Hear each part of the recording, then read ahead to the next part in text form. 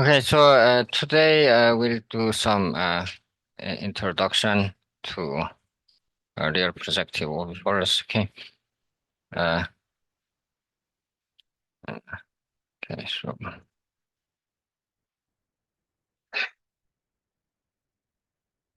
right. So basically, we'll do the some introduction. So some introduction to projective geometry history, and then some developments related to this, and then so we want to also study convex projective orbifolds with ends here. So I think we'll only go up to here, and maybe we'll do that tomorrow. Okay, so so for helpful reference, so again, the Bushman and Kelly is very good. So it's then most of these are in the geometric structures on manifold by Goldman. Okay. And so first of all, let's recall some projective geometry. So this is also in the my MSA book, section 3.1.4. So you take these RPN and then which is Rn plus one minus the origin, and then quotient by these rays. Okay, so that's the things happening. And then the PGR and N plus one R is just GRNR portion by these again by these scalar multiplications. Okay. So the real projective geometry is a collection of points, properties of RPN, invariant of the properties of invariant of this projective linear group. So this is again called the Klein's Erlangen program. So it's a part of the Erlangen program, right?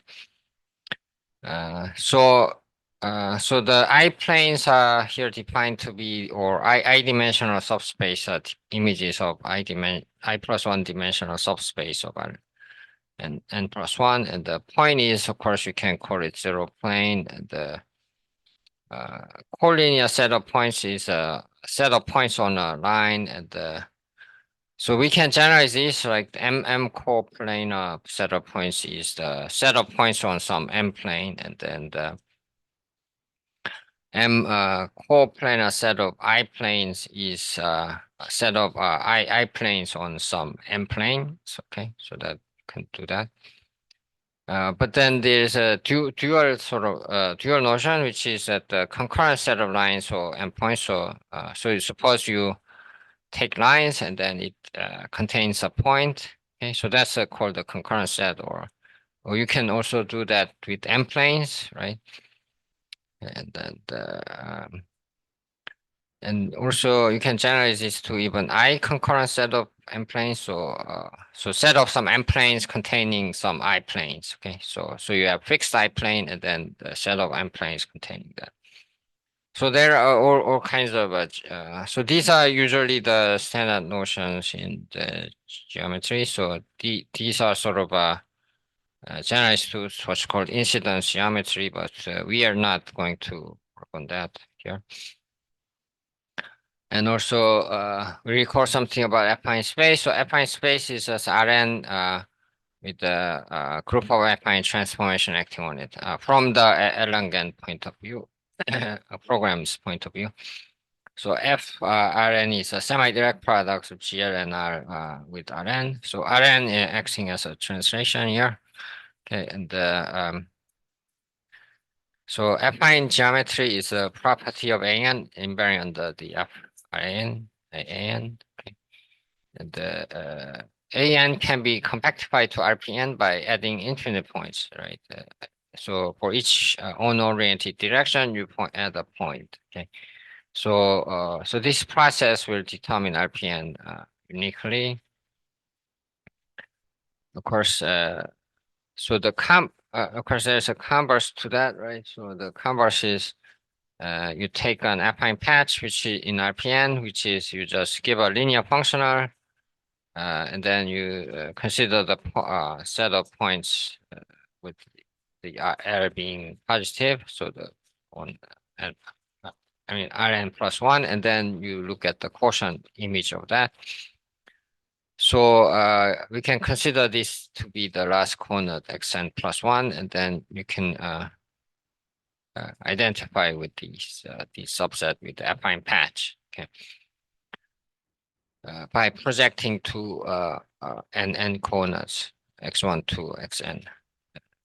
So then the affine geodesics are going to be just the projective one-dimensional segments up to parameterization.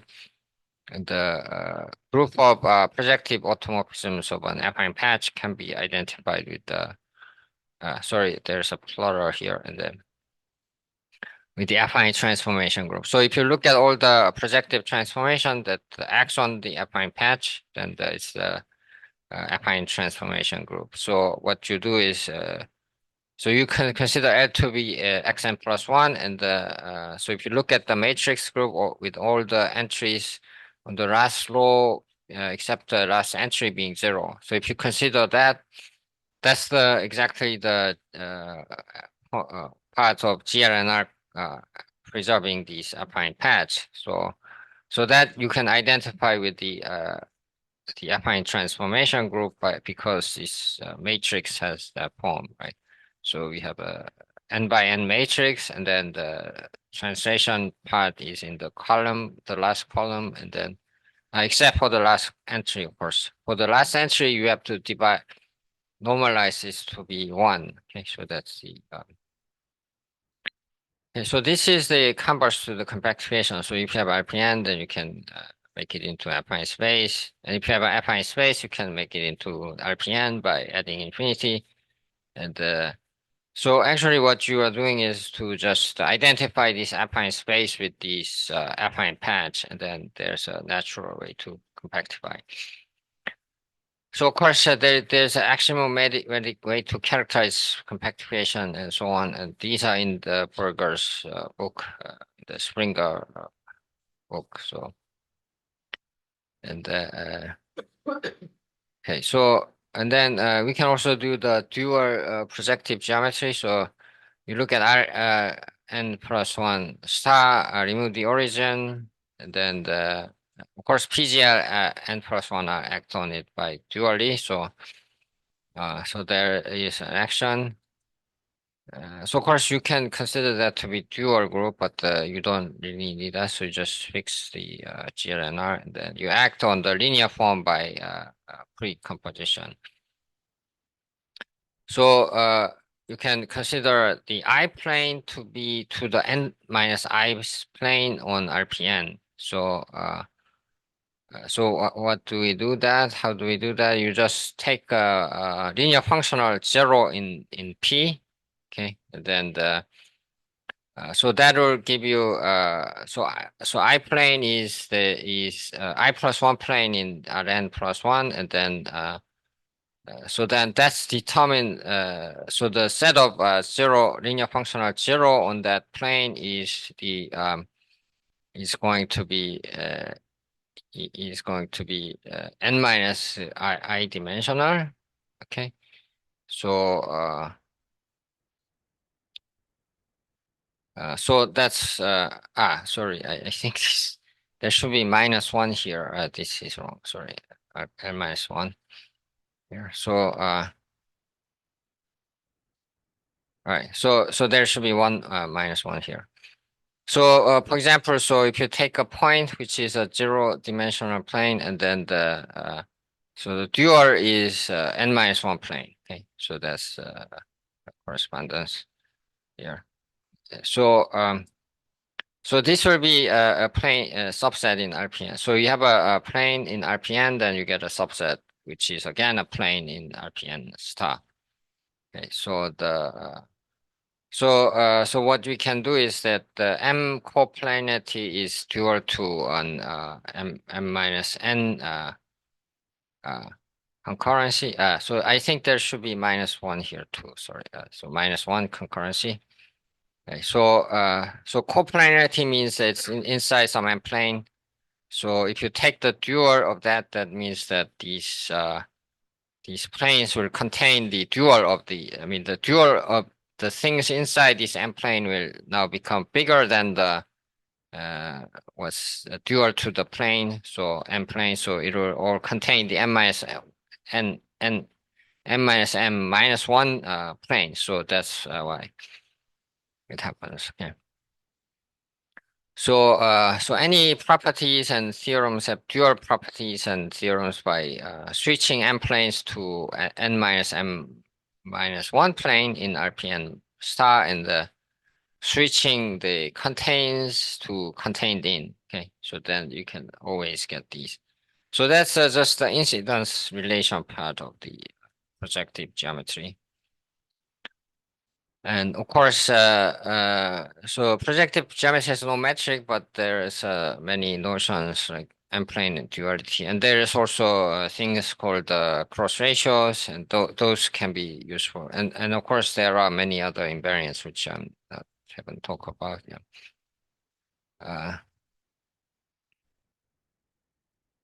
so traditionally, people only did it for RP2, but these can all be doable in this sense. Yeah.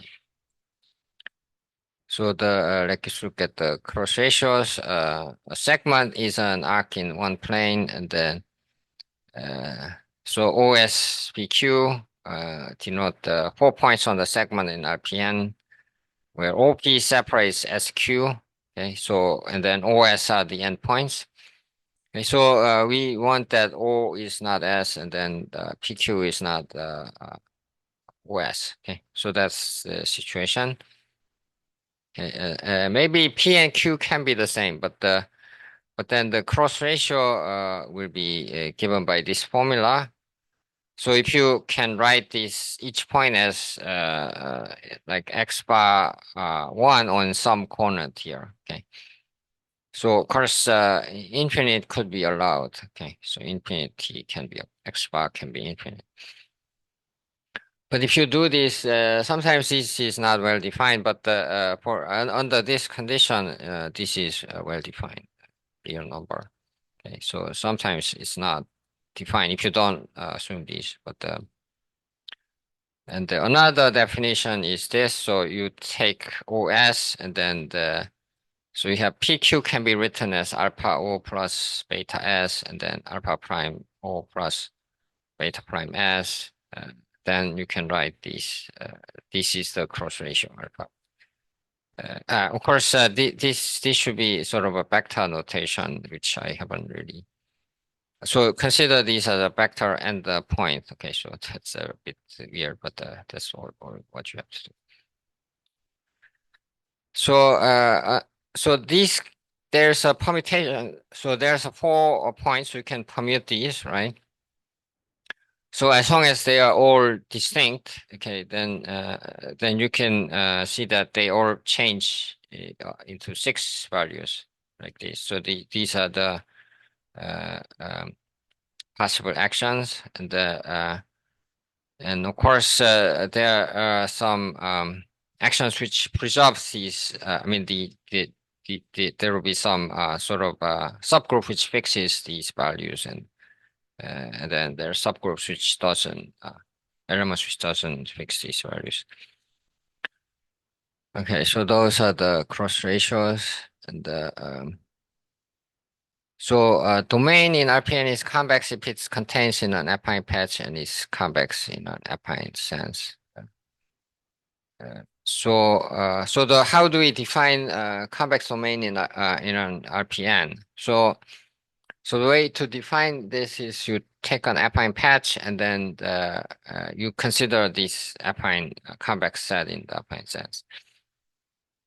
So that's the first sort of definition, but we can generalize this a bit later, and then the convex domain is properly convex if it can be contained in a compact subset of affine patch. And the convex open domain is either properly convex or is a product of properly convex domain with affine subspace in a affine patch written as a product of two affine spaces. Okay, so you can so actual definition is that so as long as it's up open, then you can define this as to be, so if there's any 2 points, there's some minor segment that contains this contained in the domain, then it's called convex. So in that case, if you define it like that, then it's either properly convex or is a product of convex, a properly convex domain or and some affine subspace. Okay, so that's how you can always classify these. so so you can also consider this as a sort of a join of a great sphere with a properly convex open domain in the complementary subspace. So of course, this join is a join which doesn't really include 0 and 1. Okay. So then this is, or you can think of this as a join and then taking the interior. Okay. So that's the how you can consider these. Okay. So also there is what's called the Hilbert metric. So you take a properly convex domain and then so then you can have a Hilbert metric. So if it's not properly convex, then it may. So this Hilbert metric it can be degenerate. Okay, so it's not a metric, but some sort of semi-norm or semi-metric. So then you take this for any PQ in omega, you take the OS, the maximal segment containing PQ, and then that and then you evaluate this cross ratio and take the log. Okay, so that will give you some positive number. Okay, and of course. So of course, sometimes you have to take the absolute value here, but as long as this PQ is separated, I mean OQ and the SP are separating, then it should be positive. Um, so anyway, so if you take this kind of a ratio, then this is actually a metric, okay, and you can show it's a Finsler metric. So what the Finsler metric is that so in the Riemannian metric, so each point has a sort of a norm, which is just given by the bilinear form. You take the bilinear form, put it into the norm, and then you take the square root to get the norm, right? And then you integrate these norm. Okay. So Finsler is just that you take for each point you look at the vector space norm. Okay. So positive definite vector space norm, and then of course you then you have to integrate these for any curve you have to integrate the length by integrating the semi-norm length. And of course, you take the infimum of that. Okay, so that will give you a metric. So that's called the Finsler metric. And so this is a Finsler metric. So it's an analog of Kobayashi metric for the complex domains also. So in the complex geometry, there's what's called the hyperbolic space, and then these are where the Kobayashi metric is well defined. So the properly convex is an analog of these things here. So for example, if you take the unit ball in affine patch, so this gives you a hyperbolic space, but you have to just take the 1/2 of the log to get the right metric, so to get the standard metric. And of course, a triangle has a metric called the hex metric. So this is a two-dimensional triangle. Then if you do define this metric, then each norm looks like a hexagon at each point. Okay, so it's not a precisely hexagonal triangle, but you can so look at the entire R2 with the hexagon as a semi-norm at each point. Then this is isometric to that space. Uh, so so here uh, so what's interesting is so the straight segments are metric geodesics, but not conversely. So for hex metric, you can actually go a little bit in the 60-degree angles around, and then it will still be the geodesic in many cases. So that's a bit different here. Okay. And then we can also talk about discrete group action. So let gamma be a discrete group acting on a properly convex open domain omega. And then, so if it acts as an isometry of the Hilbert metric, so it will act as an isometry of the Hilbert metric because projective transformation preserves the cross ratio. So therefore the length is the metric is preserved. So it's isometry. So once you have this pincer metric being invariant, then that means that it acts properly. Okay. So the if it's as long as it's discrete, right? So properness implies that it acts properly discontinuously. Okay. So you can show that it acts also properly discontinuously. Okay. So anyway, ignore this proof. So it's a bit. And then, so also the stabilizer of also any point is finite because it preserves a metric. So then it has to be inside a compact group. So being discrete, it means that it's finite. Okay. So therefore, if you do the omega mod gamma, then it has a orbifold structure, right? If you take the quotient like this, if you have a discrete group. So a real projective orbifold projectively diffeomorphic to one is called properly convex. So if you can make it isometric to this, so then it's properly convex and it carries a Hilbert metric. And so if omega is interior of a conic, then the Hilbert metric is actually the hyperbolic. And real projective orbifold has a hyperbolic structure as well, right? So that's the example here. Then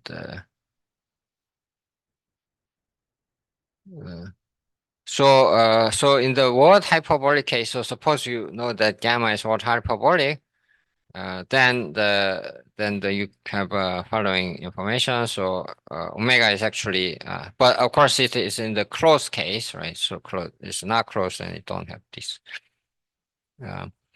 So omega is strictly convex. So that means strictly convex means that there is no segment inside the boundary omega, and then and also each essential cross curve of infinite order is homotopic to a closed geodesic. Okay, so you can always homotopy to a closed geodesic, and the holonomy has two fixed points, which is attracting and replaying fixed points. So this is due to Kuiper for 2 dimensions, but later is generalized by Benoist, right? And also the set of fixed points of closed geodesics are doubly dense in boundary omega. So doubly dense means that so you have to take omega times omega and remove the diagonal. So then the set of fixed points will be for each one there will be two, right?